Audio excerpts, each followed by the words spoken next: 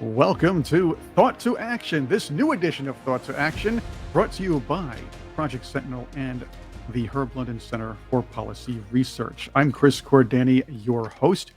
A lot of things have happened. The midterms are coming, and the October surprises abound. They continue to roll forward. They're fun to watch.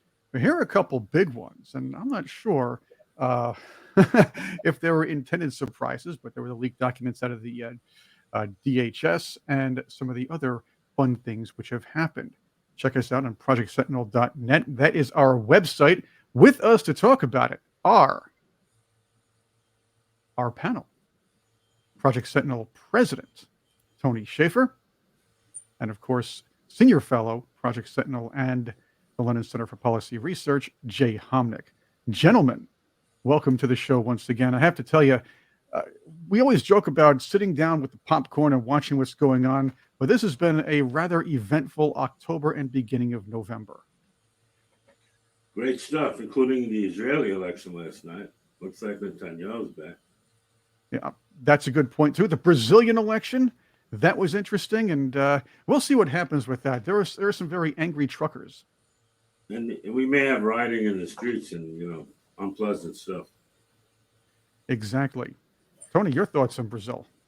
Well, I, believe that we are experiencing and living through an amazing period of history where so much of how the United States will function as a nation, and to include interacting with the Israelis, with NATO allies, with all the folks that we're responsible for, will go forward. We are dealing at a time where the senior executive of the United States is mentally compromised. There's just no other way to put a happy face on it. And the fact is that no matter how the midterms come out, and I think at this point the odds are good that you're going to see a large pickup of conservative and Republican control of a number of offices within the United States, governors, Congress. Here in North Carolina, they're talking about judges being elected to office. These things will not have any demonstrable effect of slowing down the Joe Biden drive to build back better. And I hate to say it that way, but it's true, because as long as Biden is in office, he will use and abuse his executive powers. He will continue to manipulate the media, as we all know now from the reporting of The Intercept that's been going on. We knew this, but now we know in detail how it was being done.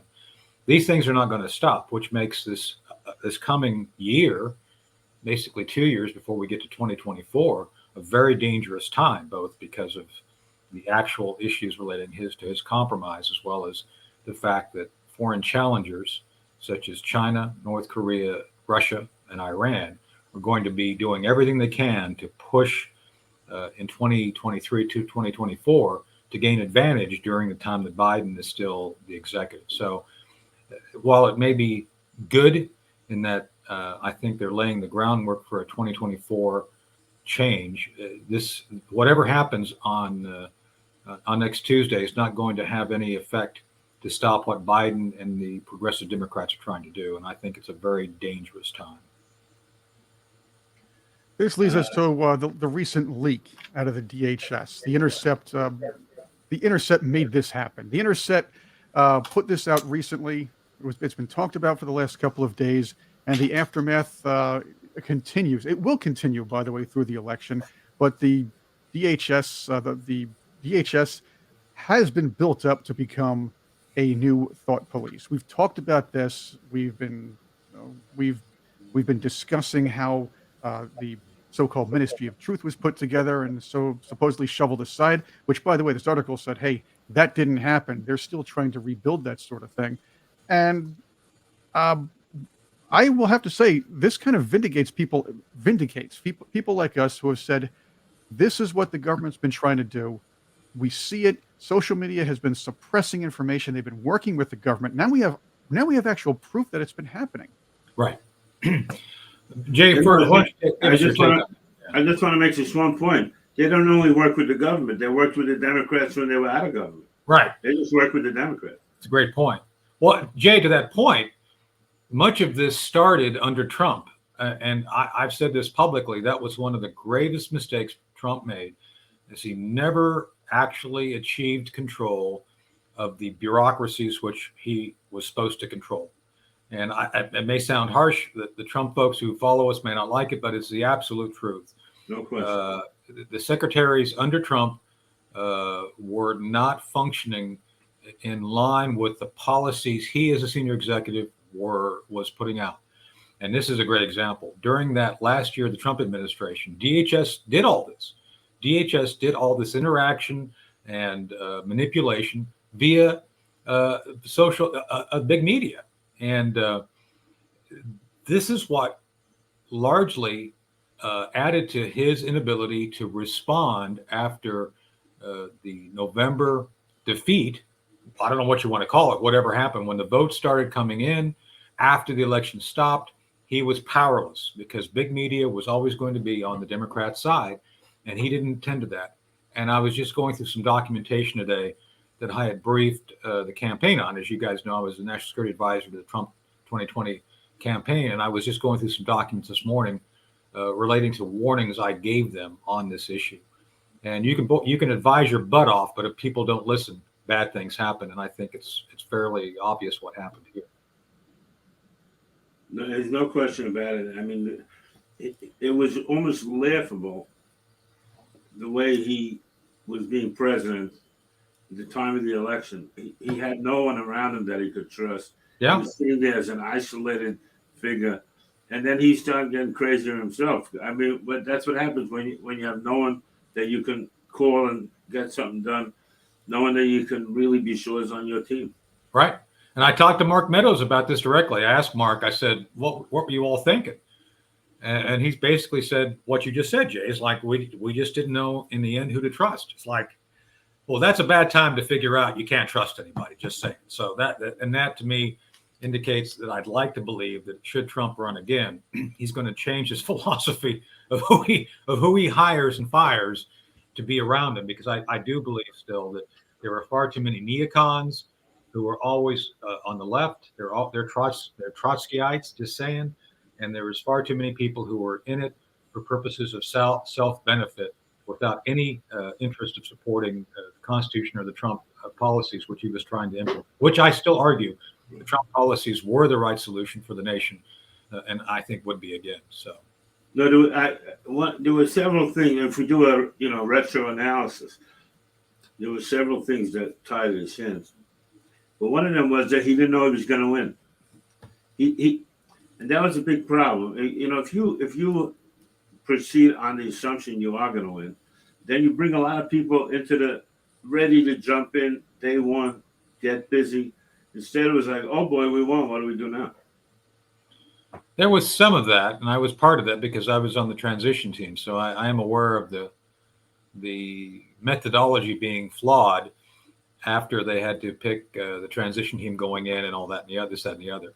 And I would argue, Jay, some of the decisions they made on the fly, such as selecting Jim Mattis to be the Secretary of Defense, bringing in Reince Priebus to be the Chief of Staff at the White House, were all fatal flaws. The moment you brought those folks in, you basically set up a flawed foundation that would never sustain a good policy for the remainder of the time he was in office. So, well, they are doing something good now. I mean, I was pitching it, but they are doing it, which is they are recruiting people right now for 2025 to be able to jump in on day one. And hopefully they pick the right people, but at least the fact that they're looking at it 2 years in advance, well, almost 3 years in advance, it means they may have a better result this time. Okay, it would be nice. It would be very nice to say, hey, Trump's going to pick new leadership. They're going to right the ship. They're going to make sure this abuse that's been happening under the Biden administration and slightly before that does not happen. The problem is Trump's other big mistake was not getting rid of a lot of the dead wood that was within the organizations, within the departments. You can change the leadership, but the Obama remnants were still there. You saw some of them in the picture of them being distraught after the Obama the Hillary loss. Long story there. But the fact is, there are still going to be, I'll just say it, insurgents within each of these departments that might screw things up, or that will continue to work with social media to suppress information. Again, that's my take, but there is a portal directly open from these people to Facebook. Whereas a government official can say, "I don't like this, squash it. It has to be taken off. I don't care who put it up. I don't care how factual it is. It has to go." And what would Facebook do? They have their army of quote unquote fact checkers that would claim the story was a lie, or at least try to twist it around a little bit to make it look bad, or just outright shadow ban, or maybe even throw somebody in the so-called Facebook jail for a long period of time just for exposing some information some people in the government did not like.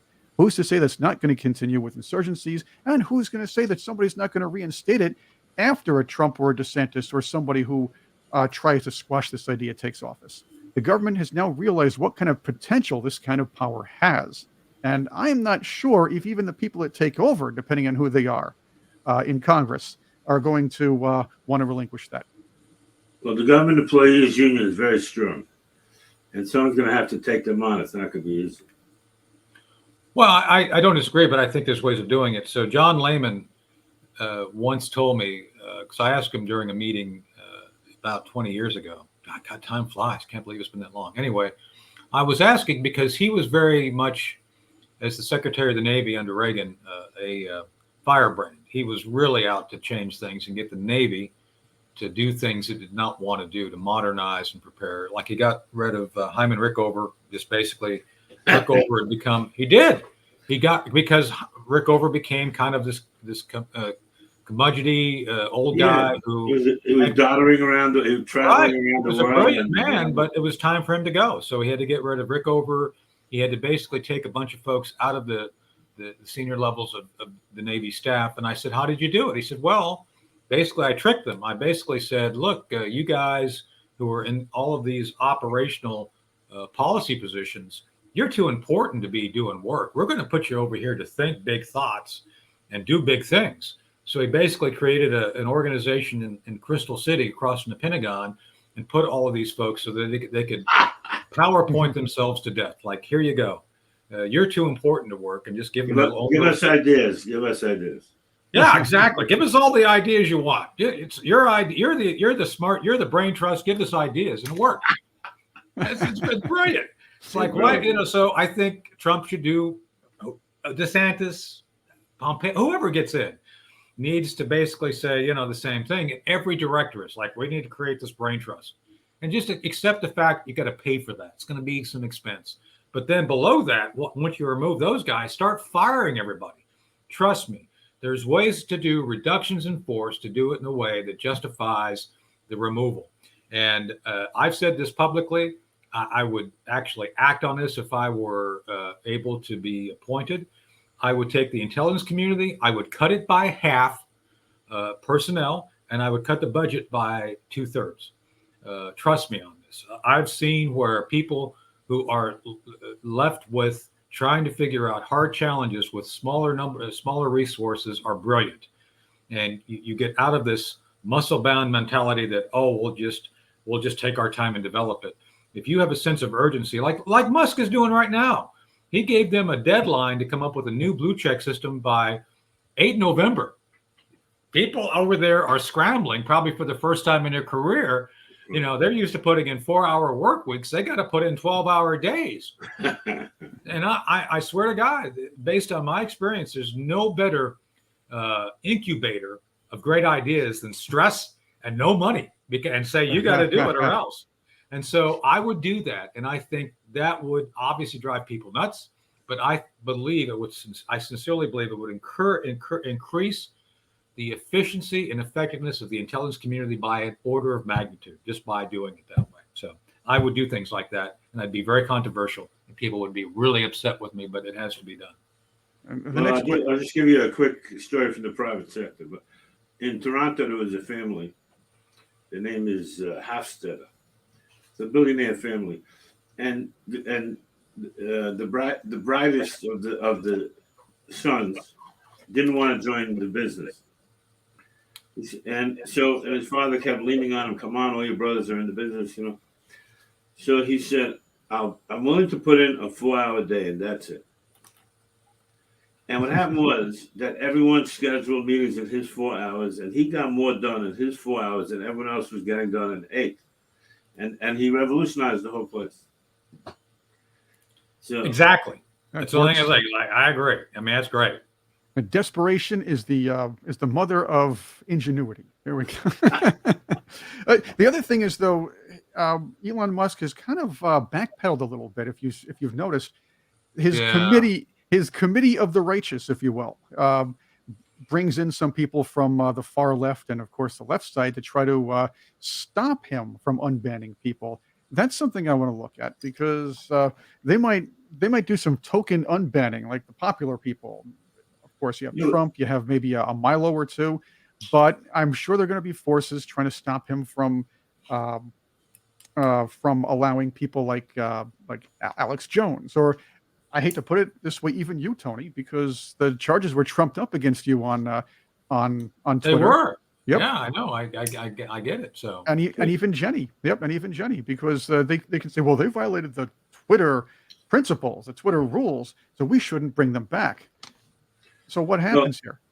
well, I think what Musk is trying to do right now is to just put in some token lefties so that it looks more balanced.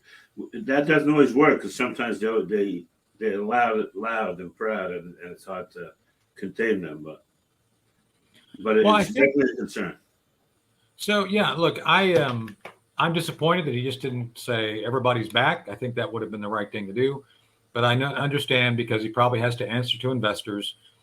He's got to come up with a path to profitability, and he's actually, I think that's why he's redoing the blue check system. That's why I think he's taking a bit of a measured response to this. I think he'll let us all back, and I think the rules are going to be different, and maybe that'll be the excuse. The new rules exist now, therefore anybody who was banned under the old rules, you got a new shot. You've got a new life, lease on life. I'm more worried, Chris, about what they did to my account in my absence, because one of the texts that I respect, texted me and said, your account was nuked. They basically destroyed it. Like, you're still there, but that's it. They destroyed all the different, all the information relating to the posts, the engagements, and most importantly, the followers. Because, again, most of the censorship was based on trying to suppress our side's speech and prop up others. And by doing that, they had screwed up the algorithms big time. I still am convinced I had over a 250,000 or more followers, but I never broke 130K.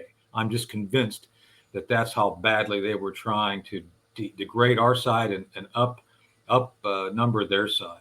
So I think, and that brings me to my next point, why he fired all the senior staff. I think he came in, I think he already knew it, that the senior leadership was violating their own policies.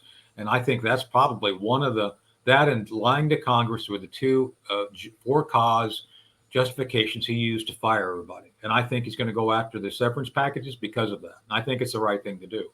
But I do believe they came to find that the Twitter leadership were not actually implementing or following their own guidelines, and plus they were lying to Congress about that very fact. So I think a lot more is to come on all of this. Yeah, no question. But let me make a prediction. Tony will be back. Alex Jones will not be back.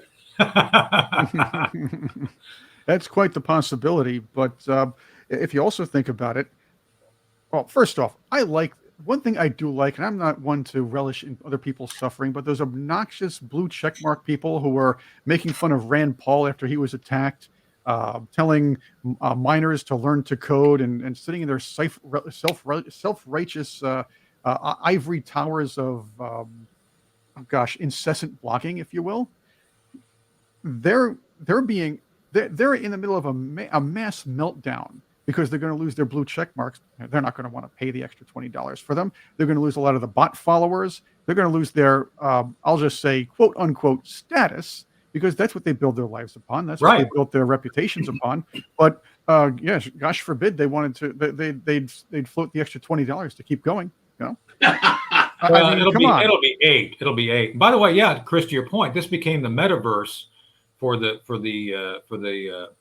shut-ins in their parents' basements that that Facebook is now seeking to become, which is like, okay, the shut-in app of choice will be the new Zuckerberg virtual universe, which is like, why would you want to go and be in a virtual universe? Oh, that's right. You still live with your parents and you have no future. So I guess that's a good reason. So That's right. he will corner that crowd.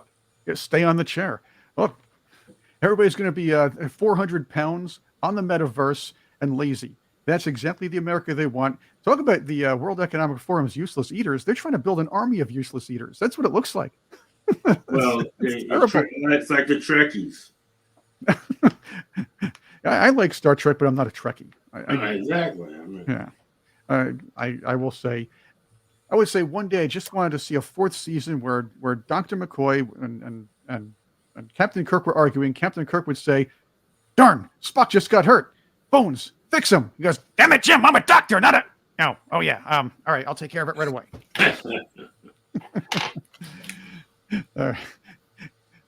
Here's another issue and another problem with the with what happened with the DHS and all this information peddling, if you will. Okay. What you'll see in this list from the Intercept, and when they kind of did the breakdown, the little bullet points, the DHS targeted what they called inaccurate information regarding the origin of the COVID-19 pandemic and the efficiency of the vaccines. Of course, what they really targeted, like I said before, was what they really targeted was the accurate information, and you can find some of that with Tony's interview with Steve Hatfill, Dr. Steve Hatfill. You can find a lot of information recently about how was it Dr. Fauci spent loads of taxpayer money trying to disprove what we knew, trying to push this natural, I guess whatever natural rodent theory or whatever he tried to pull off here, when we all knew, we all thought the origin was coming from a lab near Wuhan or in Wuhan. That's another issue. But the fact is, they're trying to suppress information that makes the government look either foolish or look like they've been lying to you for a long time, even if it's true. The Hunter Biden laptop's another one of them. This is another issue. But when we talk about COVID, we have another problem. At this point, those who admitted or finally admitting. And by the way, bear with me to our audience out there, and if you like what we're doing, please subscribe to our page. Subscribe to our videos. You're watching them on YouTube, so hit the big red button. If you're watching them on Rumble, hit the big green button. If you're listening to us, of course, you don't see the video issues. We're using a new service, and I'm trying to fiddle around with that while we're doing this particular episode. But thank you for bearing with us for this part. What I do want to make sure that we all know is The Atlantic printed an article saying, hey, our bad, let's have a COVID amnesty. Let's forgive everybody who locked us down. Let's forgive all the governments, all the people who shamed us over the years. Let's forgive all the destruction of livelihoods. Let's forgive all of the stunted development of children for 2 years, and just move along without investigations, without pointing fingers at anybody, especially because they're afraid of a mass of investigations come January after the midterm elections. But I'll say COVID amnesty, take a hard pass on that one. So I'll hit that real quick. The Atlantic represents the interests of the Trotskyite neocons. They have always been essentially on the verge of treason ever since I've read their stuff. This is just about another indication of how badly compromised they are. The left, to include the neocons, were the first to jump up and say, all Americans must comply. And the compliance in this case was not only unwarranted, illegal, and it's now, we're coming to find, deadly by the fact that people are dropping over constantly from heart conditions which did not exist. We're talking about athletes to people all the way up to 60 who were otherwise healthy, had no morbidities that were known. And so at this point, the Atlantic, as well as Fauci, need to be ignored. As a matter of fact, maybe for Fauci, he ought to be investigated because, boy, to talk about Dr. Mengele's wet dream, that's Fauci. If you can imagine Dr. Mengele with an unlimited budget and a global reach, you've got Dr. Fauci. So that's what he did. I don't think there's any way of putting a fine point on it. And again, it's another person I support Senator Paul on this. He needs to call him in. He needs to get him under oath.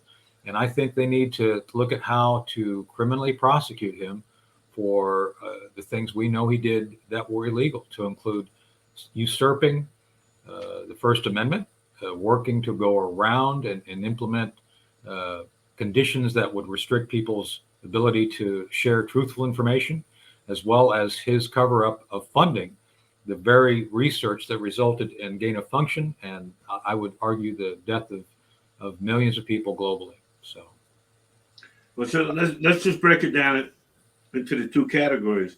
The first thing is the Wuhan part and collaborating with the cover-up. That's one element. The other element is something that Trump really partnered in, which is speeding up the vaccines.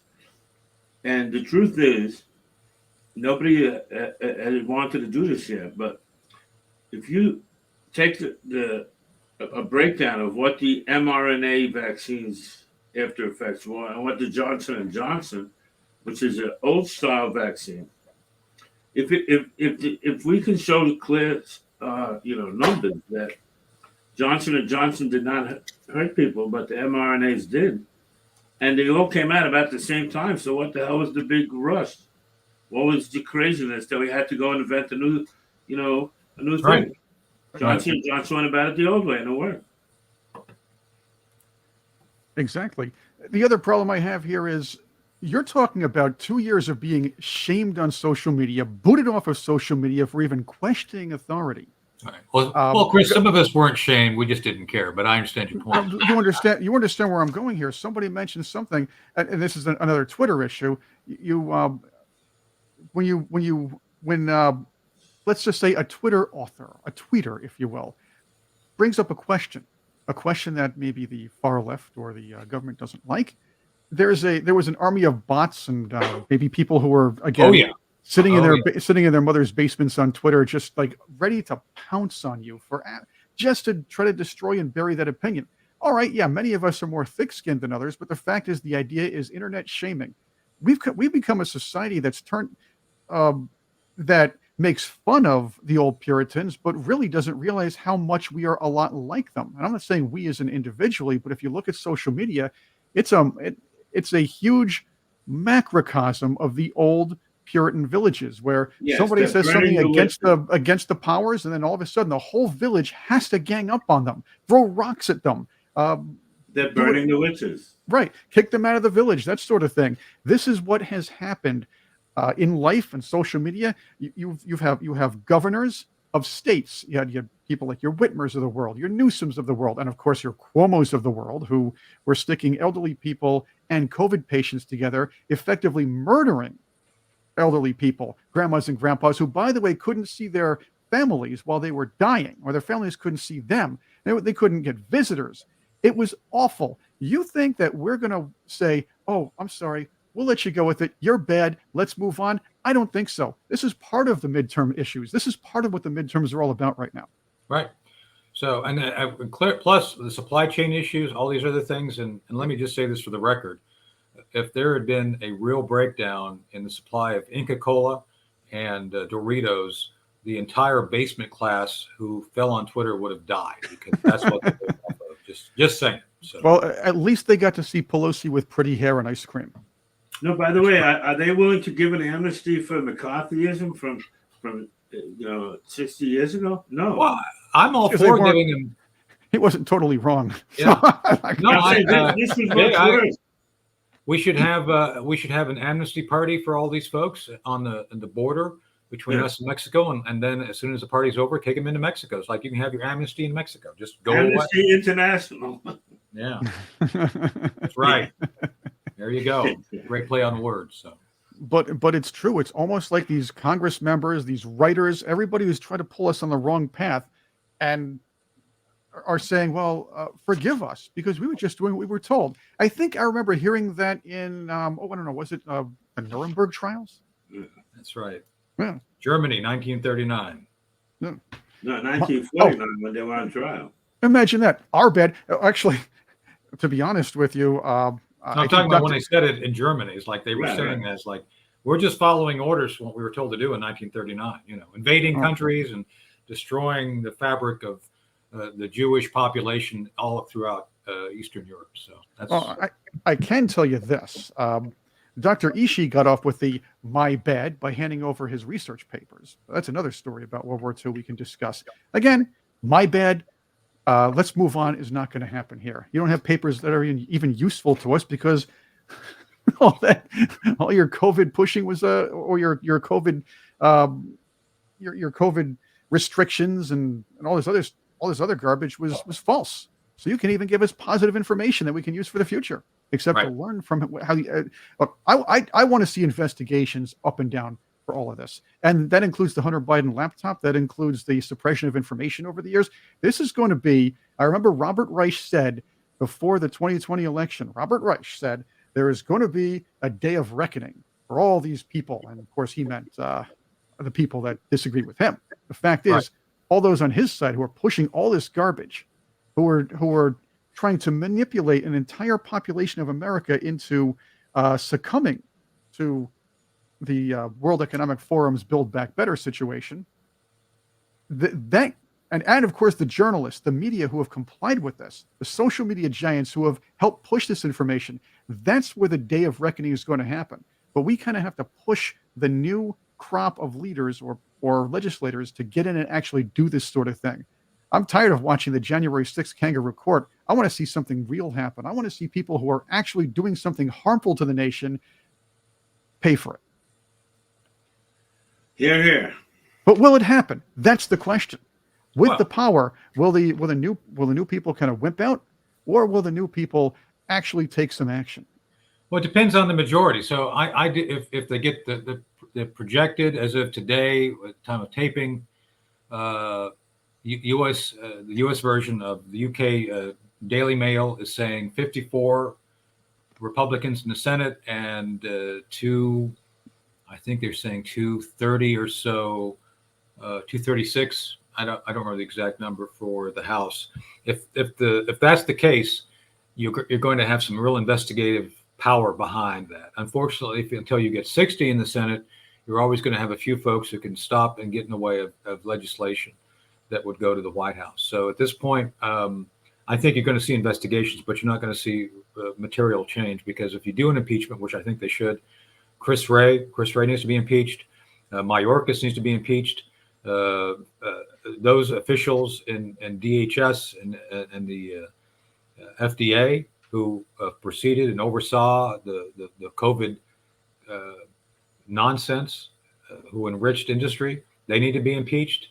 And many of these things need to result in jail time. But I just don't think that as long as you have an executive controlled by the Democrats, in this case Biden, you're not going to see any real results other than investigations. So I'm skeptical, unfortunately. And let me add to that, and I don't want to be accused of being anti-Scottish, but if the two mix take over, I'm not. Oh, okay. I get what you're saying. If it's McConnell and McCarthy, I don't hold a lot of hope for it. If some young people get in there, have some courage, vote in more activists, more energetic, more dynamic, more selfless younger person, then in each of those houses, then I have some hope. Oh, the other issue is the media. Are they going to actually cover this? They've incessantly covered this this phony January 6th hearing to the point where they wanted to make sure the climax was in October. The October surprises were theirs alone. This way, those mean old nasty Trump supporters who are violently attacking people all over the place and burning down buildings in minority neighborhoods and breaking into Pelosi's house after voting Green Party for all these years. All these mean right-wing lunatics. Wait a minute, hold on a second. I'm wrong there too. So this has been a bad October for the far left. It's been really horrible for them. Well, yeah, it was against them, which has been great. Right. And I'm still, and I've said this publicly, and I'll continue to say it.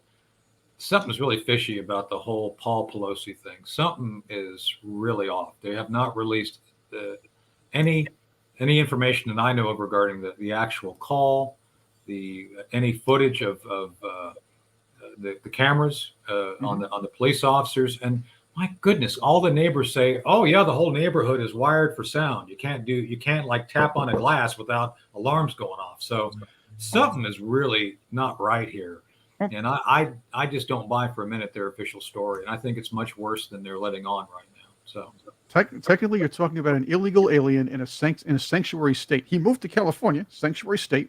Okay. yeah, He somehow gets into the Pelosi compound. Okay? somehow. And he wants to attack the Pelosi's politically, yet he's voted in line with them all. He is anti-government, supposedly, according to his writings. But his voting record, from what I've been reading in reports, has been far left and mostly Green Party. Of course. Yeah. So it's funny because the media is so quick to label somebody a right-wing lunatic. They were jumping on this as a right-wing attack. I don't think nobody I know is taking that label seriously. No, there was some. It was a quick knee-jerk thing on some parts of the media. I should say some parts. Dan Rather got away with calling Lee Harvey Oswald a right-winger. The guy went to Moscow and to Cuba. There we go. But that's the point I'm trying to make. They do not properly label left-wing lunatics. They don't label. No one ever says left-wing mass murderer, or sorry, that's not mass murderer. Left-wing mass murderer, Reverend Jim Jones, or nobody ever says left-wing lunatic. Well, I do, Ted but Kaczynski. that's why maybe I get banned from Twitter because I said that. True, but this is you always hear far right, but you never hear far left when it comes to labeling people. No one says far left dictator Kim Jong-il or Kim Jong-un says something. No one's, but all you hear is far right supporters of Bolsonaro get mad because they might have lost an election. That's what you hear. And by the way, I just want to say one more thing back to the congressional investigations. You definitely do not want to have a guy named McCarthy as the head of the hearings. That's a good point. Well, this McCarthy won't do anything. Just saying, Jay. It's like, yeah. But it's like throwing them a slow pitch softball down the middle. Oh. So where do we go from here? And that's the next question, because we have to put pressure on the leadership to find out what's going on. All right, we know Durham is investigating, but nobody in the media talks about it because he's uncovering a few things right and left that nobody wants to expose. Again, that goes back to the DHS, this whole compression of information thing. But what happens next? That's the thing. What should happen next, and what can we do to kind of help move this along? I'm convinced that Durham is part of the controlled opposition at this point. Nothing's going to come of that. That despite all the different high hopes of him holding people accountable, I think, like Barr, he was in to put up a really good show and then do absolutely nothing. I do believe that at this point, based on the fact that Barr picked him. I've had my own run-ins with Bill Barr, as you both know, so I just don't think anything's going to come of it. But also, you cannot put someone on trial in Washington, D.C. with 92% Democrats. Right. You can't get a jury. I think, and Jay, I think they knew that, and that's why they did it that way. Well, there we have it. The adventure continues. We'll find out how this all plays out through the midterms and afterwards, and we're going to be talking about this. If you're watching before the election, if you're watching this video before the election, join us on the night of November 8th. That's election night, for all those who are wondering. Don't let anybody tell you otherwise. But we're going to have a live stream. Tony's going to be here. Jay, we hope to have you there. Pete O'Brien will be with us. We'll also have some of our friends from the insurrection with us as well.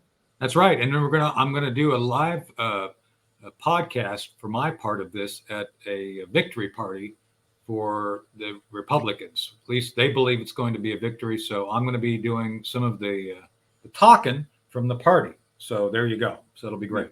I will also be at a victory party, but I don't have permission from them yet to include them. So I still have to speak it out with them. But hopefully. This will be a live stream, so you all can join the chat as well. Put what you'd like on it. We're planning to start this at 9:00, but maybe slightly after. So keep an eye on us on our YouTube channel. We're going to be there. We'll also have this live on Facebook for those of you who don't really feel like going to YouTube, and I'll understand that.